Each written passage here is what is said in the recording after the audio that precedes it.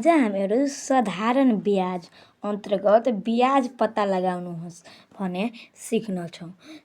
बिना समय गवाए चल्नुहोस् यसलाई सिक्छौँ। सबभन्दा पहिला यसमा साबा P = 500, ब्याज दर R बराबर 10%, समय T बराबर 3 वर्ष दिएको छन्।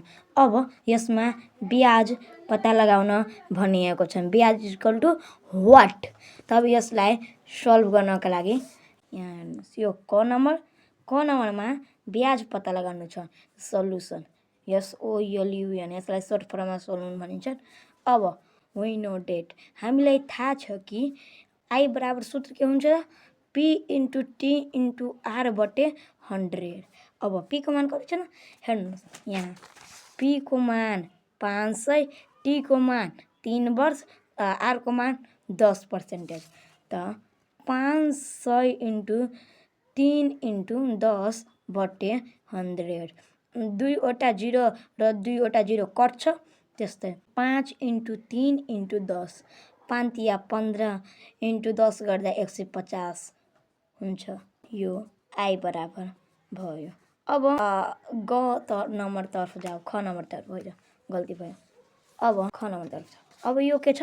2 नम्बरमा यसमा साबा P बराबर 5200 दिएको छन्। ब्याज दर R बराबर 12% र समय T बराबर 5 वर्ष दिएको छन्। ब्याज = वाट। अब यसलाई निकाल्नका लागि तपाईहरु ध्यान यहाँ देऊ। यसमा फेरि त्यही लेख्ने, वी नो डेट, हामीलाई थाहा छ कि P बराबर, यो तपाईहरु सल्भ गर्न सक्छौ। होइन, P बराबर, यो त गल्ती भयो। म त्यसैले गल्ती गरेँ कि तपाईहरु डाउट हुन्छ कि यो हुन्छ कि हुँदैन। अब म पहिलो भिडियो बनाउँदाखेरि मसँग मिस्टेक हुन्छ। P × T × R/100। अब तपाईहरु हेर्नुहोस् त, P को 5200, T को 5 वर्ष र R को 12%। त 5200 × 5 × 12 = 100। 2वटा 0 कट्छन्। 52 × 5 × 12। अब यसलाई क्याल्कुलेट कसरी गर्ने? सबभन्दा यो क्याल्कुलेटर हेर्नुहोस्, कति छ? 52 × 5, 52 × 5 कति भयो? 260 × 12 कति भयो? 3120। यसको सही उत्तर कति हुन्छ? 3120। I = 120। अब ग नम्बरमा के दिएको छ हेर्नुहोस्, साबा 3300, ब्याज दर R बराबर 7.5%, समय 3 वर्ष 6 महिना। यो धेरै हार्ड होला तपाईहरुको लागि, परन्तु यो पनि सजिलो छ, तपाईहरु जल्दी सिक्छु। सबभन्दा पहिला यसका लागि त्यही लेख्ने, we know that, I = P × T × R/100 र P को मान छन् 3300। त 3300 और त्यसपछि 3300 र T को मान 3 वर्ष। हेर्नुहोस्, यहाँ कन्फ्युज हुन्छ। यो मैले खाली कोठा बनाएँ। T बराबर = कति छ? 3 वर्ष 6 महिना। त यसलाई वर्षमा लैजाउँदाखेरि 3 + 6/12 हुन्छ।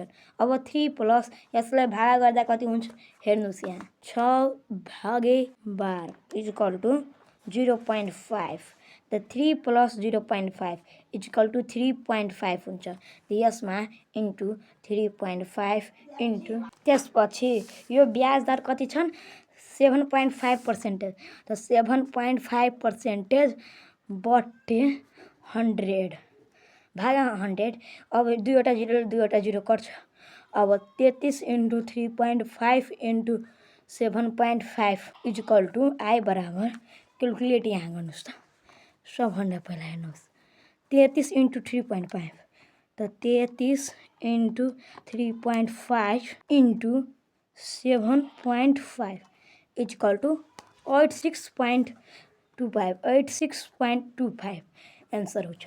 अब तपाईहरुलाई आउँछ कि आउँदैन भनी जाँच्नका लागि यसको उत्तर कमेन्ट गर त।